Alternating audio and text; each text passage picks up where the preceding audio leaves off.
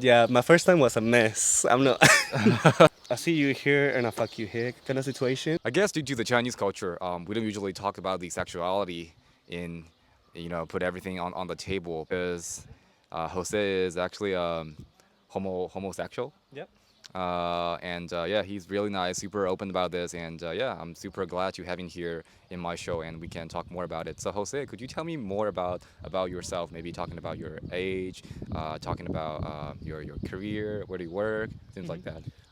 So my name is Jose. I'm currently 24. I was born here, like in a little town in the south of Spain. Um, Currently, I'm living in London. I've been living in London for 6 years now.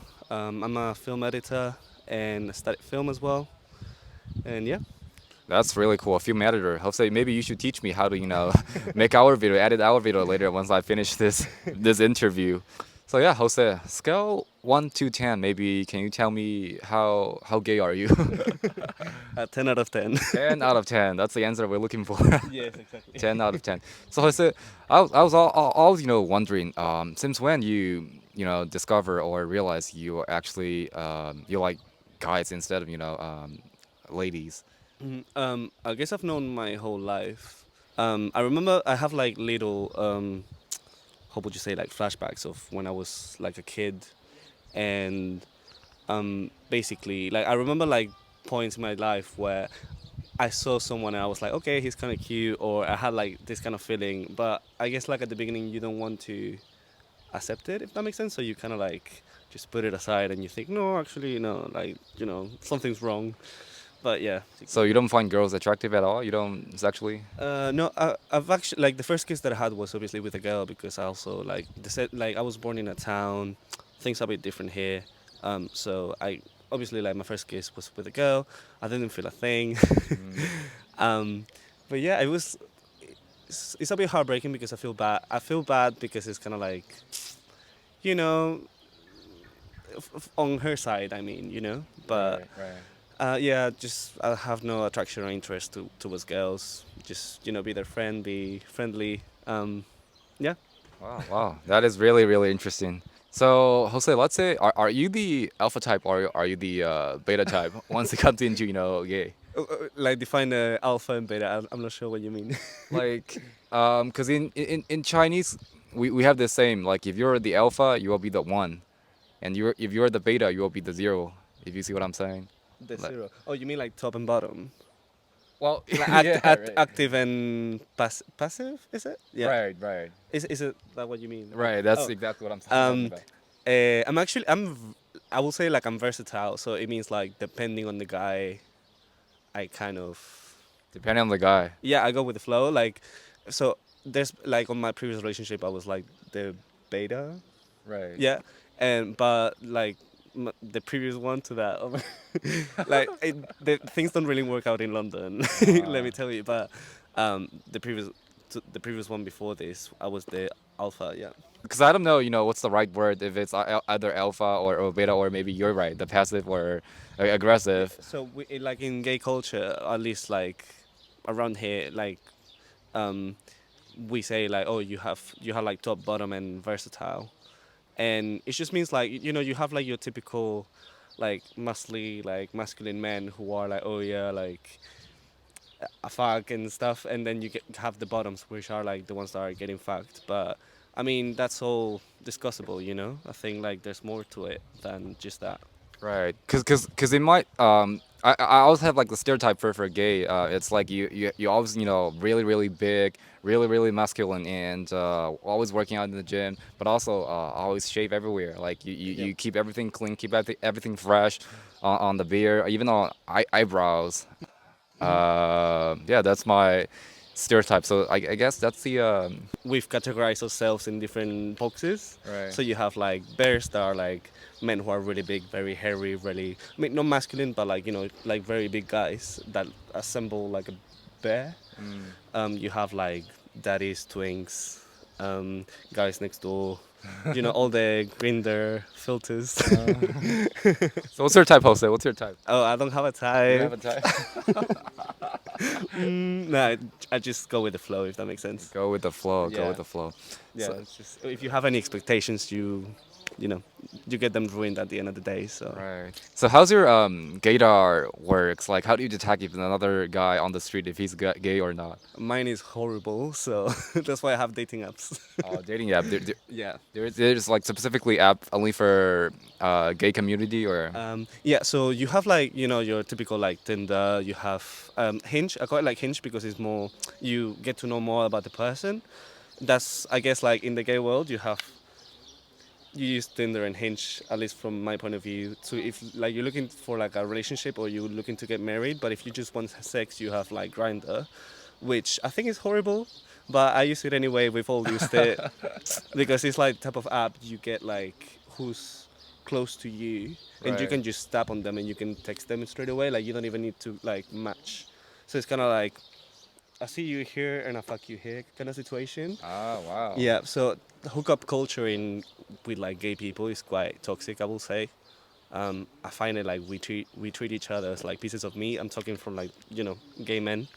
Um, I don't like it, but also we all need our validation because we have a lot of issues to talk about.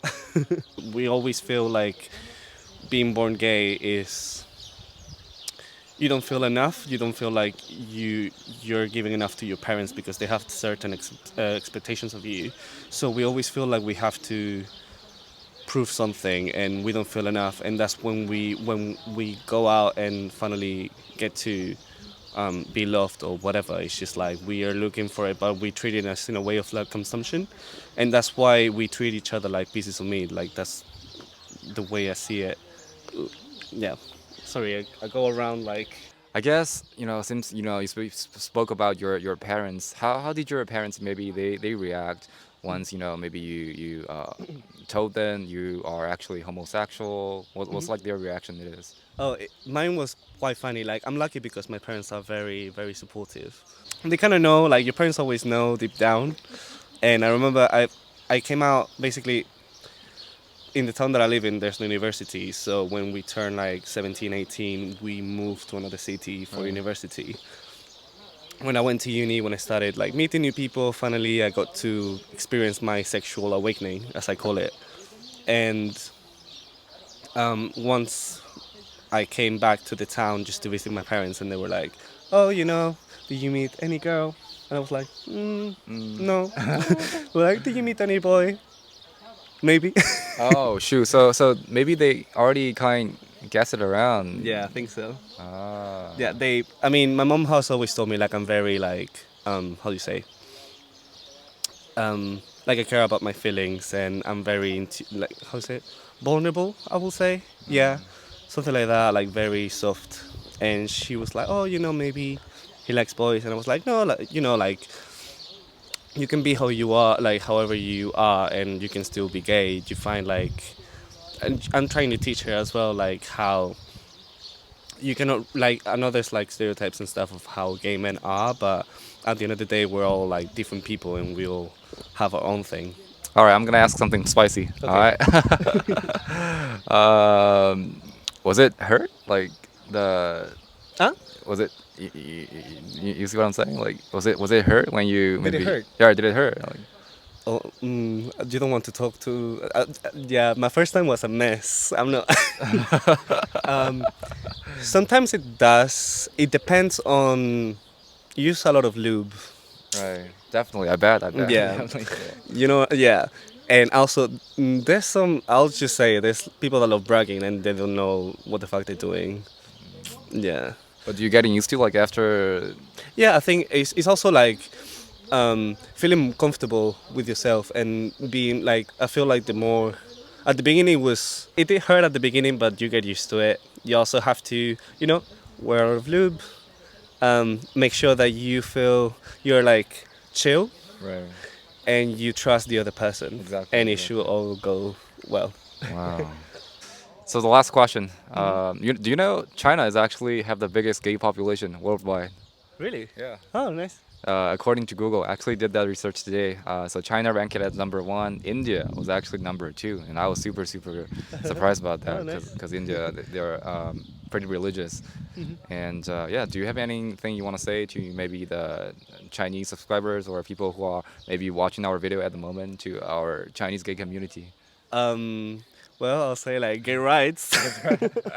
Be proud of what you are, what your Yeah. interested sexuality. It just needs to be normalized. Like we need to stop feeling like there's something wrong with us. We need to stop feeling like it's a thing. We need to stop making it a thing, because it's really not a thing. It shouldn't be in our minds. Right. Yeah. It's nature. It's nature. It's human nature. Yeah, it is. There's gay animals. There's. Exactly. And we're also animals, but you know what I mean. Exactly. All right, that's wrap it up for our interview today. Thanks, Jose. Really amazing Thank you for for having me. yeah, exactly, for being willing to participate in my show. And yeah, I will see you guys next time. Ciao. Hasta luego. 是助理。